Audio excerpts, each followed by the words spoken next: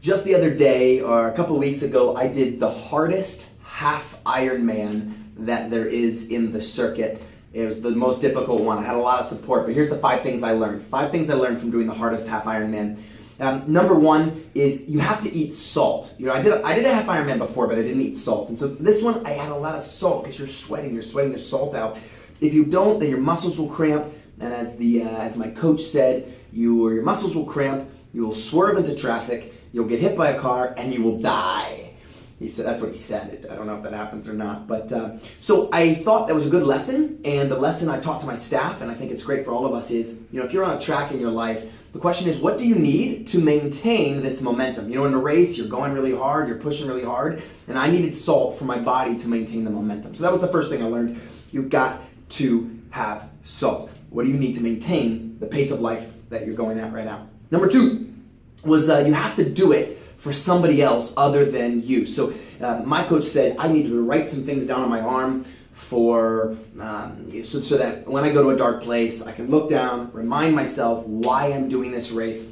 So I wrote down several things. One of them was the name of my girlfriend. I said, you know what, I'm doing this for my girlfriend, and you know, she's never done one before, and she's doing it with me, but I don't know if she'll even finish. Well, on mile 10 of the run, I look over and I see her coming up the hill, and I thought, wow, like, I'm doing this for her, and you know, I'm just so happy that she's gotten this far. She gets to the top of the hill, and she's like, hey, I'm here, good to see you. Like, she had 10 times more energy than I did, and I'm dying.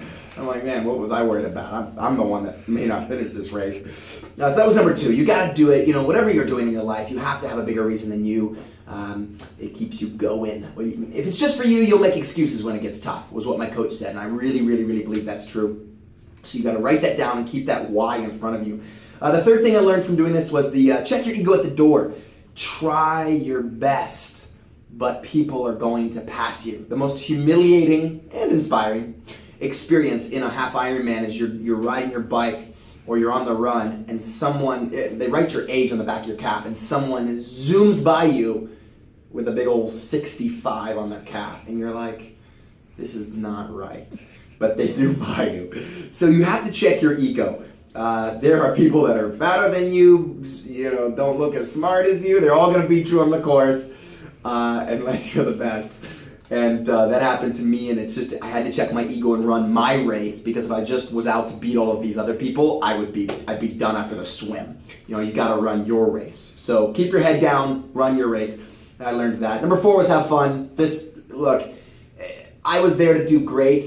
I completed, I think, in 6 hours and 15 minutes in St. George, Utah. But you have to want to go back. So if you're doing something and you just hate it, you can't stand it, I'm a big fan of pushing through hard things. But if you make it a miserable experience, you're not going to want to go back. And that's why I tell people, if they're just starting to work out, go have fun first. Like, just go with a buddy, listen to some fun music. So make sure that whatever you're doing in life, you're really enjoying it. And then the last thing was be competitive.